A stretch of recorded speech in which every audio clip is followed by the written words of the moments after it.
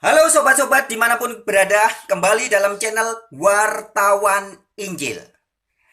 Teman-teman, video ini saya buat singkat, ya. Ini hanya sebuah video pemberitahuan saja. Ya.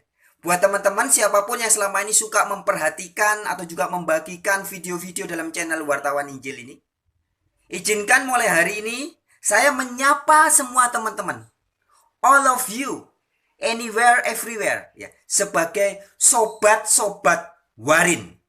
Setuju? Apa itu sobat-sobat Warin? Sobat-sobat Warin artinya adalah sobat-sobatnya wartawan Injil. Disingkat sobat-sobat Warin. Oke? Oh ya, satu hal lagi sobat-sobat Warin dimanapun berada. Ya, mungkin ada di antara sobat-sobat Warin yang bertanya-tanya, mengapa pada kesempatan video ini saya kok memakai kalung salib segede gaban gini? Apa maksudnya? Ya. Baik sobat-sobat Warin dimanapun berada, saya hanya ingin menyampaikan sebuah pesan pada kesempatan ini. Jadi begini sobat-sobat Warin, saya atau kita ya bisa saja mengaku-ngaku sebagai seorang pengikut Yesus, seorang Kristen. Dengan dibuktikan, wah suka dengan pakai aksesoris Kristen, bahkan pakai kalung salib segede gaban, ya. Atau mungkin di rumahnya itu lihat sobat-sobat Warin, di temboknya ada salib-salib seperti itu, ya. Mungkin di kamar tidur dan sebagainya ada simbol-simbol Kristen. Dan juga kepada orang banyak kita mengaku sebagai saya ini pengikut Yesus, saya ini Kristen. Tetapi sobat-sobat Warin, jika ternyata ketika ditanya siapa Allahmu, kemudian jawabannya Allahku adalah Yesus.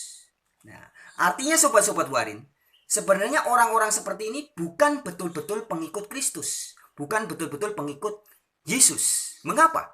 Karena pengikut Yesus atau Kristen yang asli, Allahnya atau sesembahannya atau Godnya atau Theosnya harus sama persis dengan sesembahannya Yesus atau Allahnya Yesus. Di mana di dalam Injil Yohanes 17 ayat 1 sampai 3, Yesus berkata, "Bapa, Engkaulah satu-satunya Allah yang benar."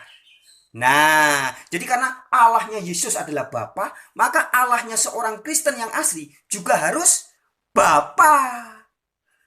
Demikian juga di dalam Injil Yohanes 20 ayat 17. Yesus di depan Maria Magdalena dan berpesan kepada murid untuk disampaikan kepada murid-murid yang lain bahwa aku akan pergi kepada Bapakku dan Bapakmu. Nah, jadi yang oleh Yesus diidentifikasi sebagai Bapaknya Yesus itu juga Bapa kita. Dan di ayat itu juga ya, Yohanes 20 ayat 17, Yesus berkata, Allahku dan Allahmu. Jadi yang oleh Yesus diidentifikasi sebagai Allahnya Yesus, itu juga Allahnya para murid atau Allahnya orang Kristen. Jadi sahabat-sahabat, sobat-sobat Warin dimanapun berada, jika saya atau kita ngaku-ngaku pengikut Yesus, tapi ternyata ilah atau sesembahan atau God atau Allah kita berbeda dengan ilahnya Yesus, maka pada hakikatnya kita bukan betul-betul Kristen yang Alkitabiah. Itu aja sobat-sobat Warin pesan yang ingin saya sampaikan pada hari ini. Jadi silahkan Anda mau pakai aksesoris segede gaban gini, silahkan. Mau memakai aksesoris bernuansa Kristen, silahkan. Tetapi yang penting, pastikan dalam hidup kita, Bapa benar-benar satu-satunya Allah bagi kita. Nah, Bapa itulah yang di dalam kitab Perjanjian Lama, misalkan di kitab Ulangan 32 ayat 6, di dalam kitab Yesaya 63 ayat 16, atau di Yesaya 64 ayat 8, dikatakan bahwa Yahweh itu adalah Bapa. Dan Bapa itulah yang oleh Yesus disapa sebagai Allahku dan Allahmu. Jadi Allahnya Kristen yang sejati siapa? Yahweh. Satu-satunya Allah yang benar. Yang di dalam Ulangan 10 ayat 17 juga dikatakan, Yahweh adalah Allah dari segala Allah. Jadi Kristen sejati Allahnya siapa? Yahweh.